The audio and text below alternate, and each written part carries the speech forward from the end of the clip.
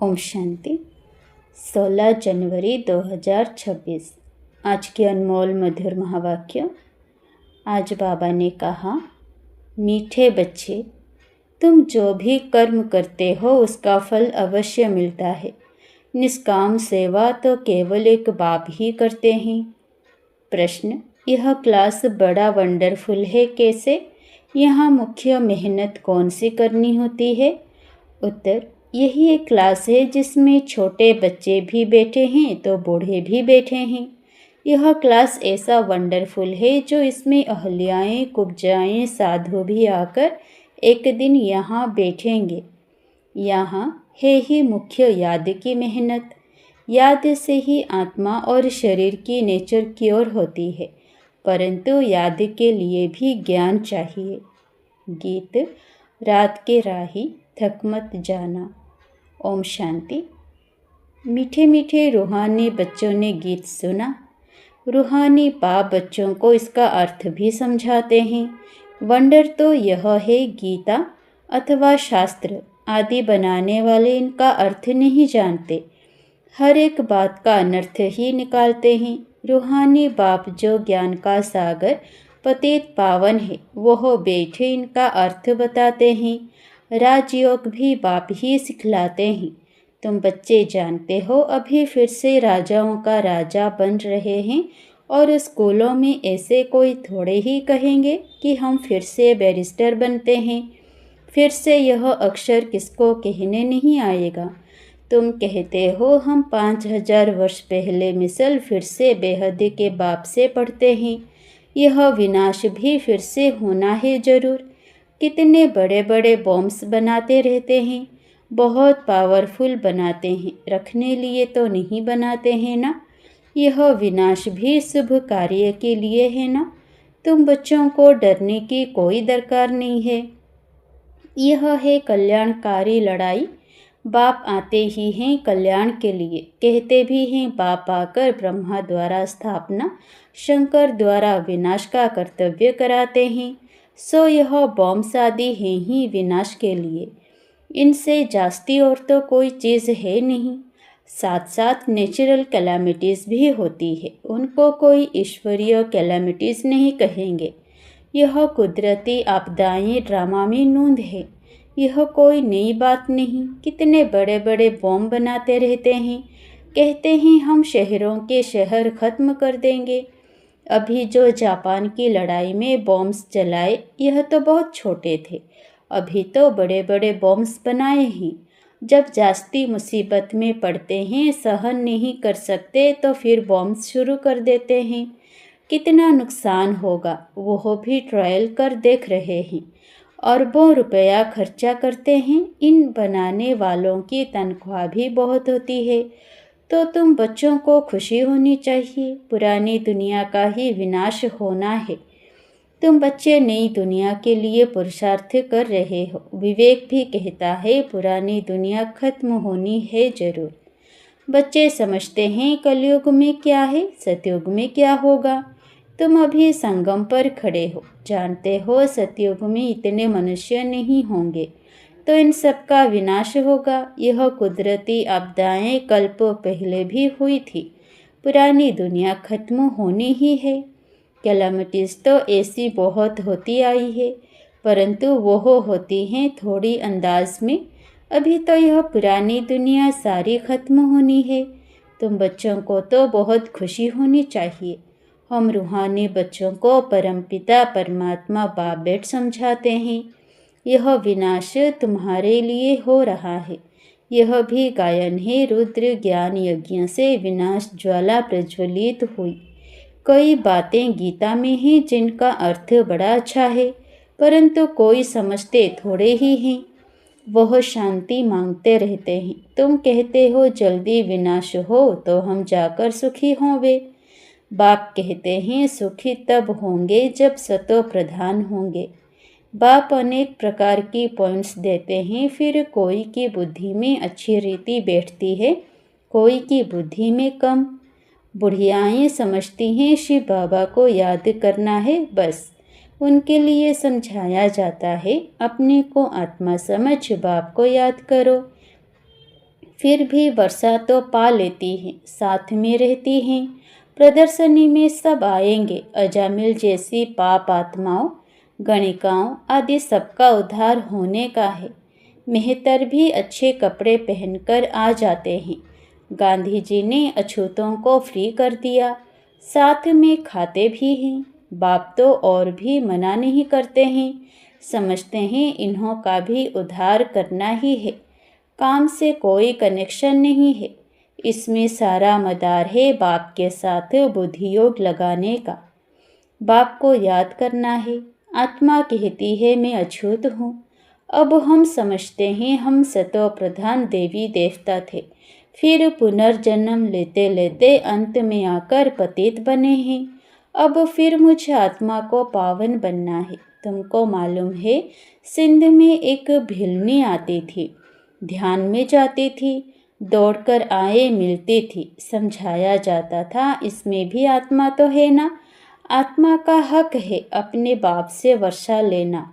उनके घर वालों को कहा गया इनको ज्ञान उठाने दो। बोले हमारी बिरादरी में हंगामा होगा। डर के मारे उनको ले गए। तो तुम्हारे पास आते हैं, तुम किसको मना नहीं कर सकते हो। गाया हुआ है अबलाएं, गणिकाएं, भिलनियाँ, साधु आदि सबका उद्धार करते हैं, साधु लोगों से लेकर भिलनी तक। तुम बच्चे अभी यज्ञ की सर्विस करते हो तो इस सर्विस से बहुत प्राप्ति होती है, बहुतों का कल्याण हो जाता है। दिन प्रतिदिन प्रदर्शनी सर्विस की बहुत वृद्धि होगी। बाबा वेजेस भी बनवाते रहते हैं। कहाँ भी जाओ तो इस पर समझाना है, यह बाप, यह दादा, यह बाप का वर्षा। अब बाप कहते हैं मुझे याद करो तो तुम पावन बन जाएंगे। गीता में भी है मामेकम याद करो। सिर्फ उनमें मेरा नाम उड़ाए बच्चे का नाम दे दिया है। भारतवासियों को भी यह पता नहीं है कि राधे कृष्ण का आपस में क्या संबंध है। उनके शादी आदि की हिस्ट्री कुछ भी नहीं बताते हैं। दोनों अलग अलग राजधानी के हैं। यह बातें बाबेट समझाते हैं। यह अगर समझ जाएं और कह दें कि शिव भगवान उवाच, तो सब उनको भगा दें। कहें तुम यह फिर कहाँ से सीखे हो, वो कौन सा गुरु है। कहे बिके हैं तो सब बिगड़ जाएं। इन गुरुओं की राजाई ही चट हो जाए। ऐसे बहुत आते हैं, लिख कर भी देते हैं, फिर गुम हो जाते हैं। बाप बच्चों को कोई भी तकलीफ नहीं देते हैं, बहुत सहज युक्ति बतलाते हैं। कोई का बच्चा नहीं होता है तो भगवान को कहते हैं बच्चा दो, फिर मिलता है तो उनकी बड़ी अच्छी परवरिश करते हैं, पढ़ाते हैं। फिर जब बड़ा होगा तो कहेंगे अब अपना धंधा करो। बाप बच्चे को परवरिश कर उनको लायक बनाते हैं तो बच्चों का सर्वेंट ठहराना। यह बाप तो बच्चों की सेवा कर साथ ले जाते हैं। वो लौकिक बाप समझेगा बच्चा बड़ा हो अपने धंधे में लग जाए, फिर हम बूढ़े होंगे तो हमारी सेवा करेगा। यह बाप तो सेवा नहीं मांगते हैं, यह है ही निष्काम। लौकिक बाप समझते हैं जब तक जीता हूँ तब तक बच्चों का फर्ज है हमारी संभाल करना। यह कामना रखते हैं। यह बाप तो कहते हैं मैं निष्काम सेवा करता हूँ। हम राजाई नहीं करते हैं, मैं कितना निष्काम हूँ। और जो कुछ भी करते हैं तो उसका फल उनको जरूर मिलता है। यह तो है सबका बाप। कहते हैं मैं तुम बच्चों को स्वर्ग की राजाई देता हूँ। तुम कितना ऊंच पद प्राप्त करते हो। मैं तो सिर्फ ब्रह्मांड का मालिक हूँ, सो तो तुम भी हो, परंतु तुम राजाई लेते हो और गवाते हो। हम राजाई नहीं लेते हैं ना गवाते हैं। हमारा ड्रामा में यह पार्ट है। तुम बच्चे सुख का वर्षा पाने का पुरुषार्थ करते हो, बाकी सब सिर्फ शांति मांगते हैं। वो गुरु लोग कहते हैं सुख का विष्टा समान है, इसलिए वह शांति ही चाहते हैं। वह यह नॉलेज उठा ना सके, उनको सुख का पता ही नहीं है। बाप समझाते हैं शांति और सुख का वर्षा देने वाला एक मैं ही हूँ। सतयुग त्रेता में गुरु होता नहीं, वहाँ रावण ही नहीं, वह है ही ईश्वरीय राज्य। यह ड्रामा बना हुआ है, यह बातें और किसी की बुद्धि में बैठेगी नहीं। तो बच्चों को अच्छी रीति धारण कर ऊंच पद पाना है। अभी तुम हो संगम पर, जानते हो नई दुनिया की राजधानी स्थापन हो रही है। तो तुम हो ही संगम युग पर, बाकी सब हैं कलयुग में। वह तो कल्प की आयु ही लाखों वर्ष कह देते हैं। घोर अंधियारे में है ना, गाया भी हुआ है कुंभकर्ण की नींद में सोए पड़े हैं। विजय तो पांडवों की गाई हुई है। तुम हो ब्राह्मण, यज्ञ ब्राह्मण ही रचते हैं। यह तो है सबसे बड़ा बेहद का भारी ईश्वरीय रुद्र यज्ञ। वह हद के यज्ञ अनेक प्रकार के होते हैं, यह रुद्र यज्ञ एक ही बार होता है। सतयुग त्रेता में फिर कोई यज्ञ होता नहीं, क्योंकि वहाँ कोई आपदा आदि की बात नहीं। वह है सब हद के यज्ञ, यह है बेहद का। यह बेहद बाप का रचा हुआ यज्ञ है, जिसमें बेहद की आहुति पड़नी है। फिर आधा कल्प कोई यज्ञ नहीं होगा, वहाँ रावण राज्य ही नहीं। रावण राज्य शुरू होने से फिर यह सब शुरू होते हैं। बेहद का यज्ञ एक ही बार होता है। इनमें यह सारी पुरानी सृष्टि सोहा हो जाती है। यह है बेहद का रुद्र ज्ञान यज्ञ। इसमें मुख्य है ज्ञान और योग की बात। योग अर्थात याद। याद अक्षर बहुत मीठा है, योग अक्षर कॉमन हो गया है। योग का अर्थ कोई नहीं समझते हैं, तुम समझा सकते हो। योग अर्थात बाप को याद करना है। बाबा आप तो हमको वर्षा देते हैं, बेहद का। आत्मा बात करती है, बाबा आप फिर से आए हो। हम तो आपको भूल गए थे, आपने हमको बादशाही दी थी, अब फिर आकर मिले हो। आपकी श्रीमत पर हम जरूर चलेंगे। ऐसे ऐसे अंदर में अपने साथ बातें करनी होती है। बाबा आप तो हमें बहुत अच्छा रास्ता बताते हो, हम कल्प कल्प भूल जाते हैं। अभी बाप फिर अभूल बनाते हैं, इसलिए बाप को ही याद करना है। याद से ही वर्षा मिलेगा। मैं जब सम्मुख आता हूँ तब तुमको समझाता हूँ, तब तक गाते रहते हैं। तुम दुख हरता सुख करता हो, महिमा गाते हैं, परंतु न आत्मा को न परमात्मा को जानते हैं। अभी तुम समझते हो, इतनी छोटी बिंदी में अविनाशी पाठ नूंधा हुआ है। यह भी बाप समझाते हैं। उनको कहा जाता है परमपिता परमात्मा अर्थात परम आत्मा। बाकी कोई बड़ा हजारों सूर्य मिसल नहीं हूँ। हम तो टीचर मिसल पढ़ाते रहते हैं। कितने ढेर बच्चे हैं, यह क्लास तो देखो कितना वंडरफुल है। कौन कौन इसमें पढ़ते हैं। अब लाएं कुब्जाएं साधु भी एक दिन आकर बैठेंगे। बुढ़ियाएं छोटे बच्चे आदि सब बैठे हैं। ऐसा स्कूल कभी देखा। यहाँ है याद की मेहनत। यह याद ही टाइम लेती है। याद का पुरुषार्थ करना यह भी ज्ञान है ना। याद के लिए भी ज्ञान, चक्र समझाने के लिए भी ज्ञान। नेचुरल सच्चा सच्चा नेचर क्योर इसको कहा जाता है। तुम्हारी आत्मा बिल्कुल प्योर हो जाती है, वह होती है शरीर की क्योर। यह है आत्मा की क्योर।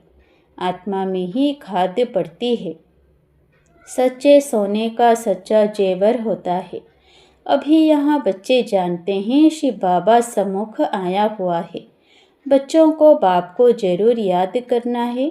हमको अब वापस जाना है, इस पार से उस पार जाना है। बाप को वर्षे को और घर को भी याद करो। वह है स्वीट साइलेंस होम। दुख होता है अशांति से, सुख होता है शांति से। सतयुग में सुख शांति संपत्ति सब कुछ है। वहाँ लड़ाई झगड़े की बात ही नहीं। बच्चों को यही फुरना होना चाहिए। हमको सत्व प्रधान सच्चा सोना बनना है, तभी ऊंचे पद पाएंगे। यह रूहानी भोजन मिलता है, उसको फिर उगारना चाहिए। आज कौन सी मुख्य पॉइंट सुनी, यह भी समझाया। यात्राएं दो होती है, रूहानी और जिस्मानी। यह रूहानी यात्रा ही काम आएगी। भगवान वाच मन मना भव। अच्छा, मीठे मीठे सिक्के लधे बच्चों प्रति माता पिता बाप दादा का याद प्यार और गुड मॉर्निंग। रूहानी बाप की रूहानी बच्चों को नमस्ते। धारणा के लिए मुख्य सार। पहला, यह विनाश भी शुभ कार्य के लिए है, इसलिए डरना नहीं है। कल्याणकारी बाप सदा कल्याण का ही कार्य कराते हैं, इस स्मृति से सदा खुशी में रहना है। दूसरा, सदा एक ही फुरना रखना है कि सतो प्रधान सच्चा सोना बन ऊंच पद पाना है। जो रूहानी भोजन मिलता है उसे उगारना है। वरदान, स्वयं को जिम्मेवार समझकर हर कर्म यथार्थ विधि से करने वाले संपूर्ण सिद्धि स्वरूप भव। इस समय आप संगम योगी श्रेष्ठ आत्माओं का हर श्रेष्ठ कर्म सारे कल्प के लिए विधान बन रहा है, तो स्वयं को विधान के रचयिता समझकर हर कर्म करो। इससे अलबेलापन स्वतः समाप्त हो जाएगा। संगम युग पर हम विधान के रचयिता जिम्मेवार आत्मा हैं। इस निश्चय से हर कर्म करो तो यथार्थ विधि से किए हुए कर्म की संपूर्ण सिद्धि अवश्य प्राप्त होगी। स्लोगन, सर्वशक्तिमान बाप साथ हो तो माया पेपर टाइगर बन जाएगी। अव्यक्त इशारे, इस अव्यक्ति मास में बंधन मुक्त रहो, जीवन मुक्त स्थिति का अनुभव करो। सदा जीवन मुक्त रहने का सहज साधन है मैं और मेरा बाबा, क्योंकि मेरे का ही बंधन है।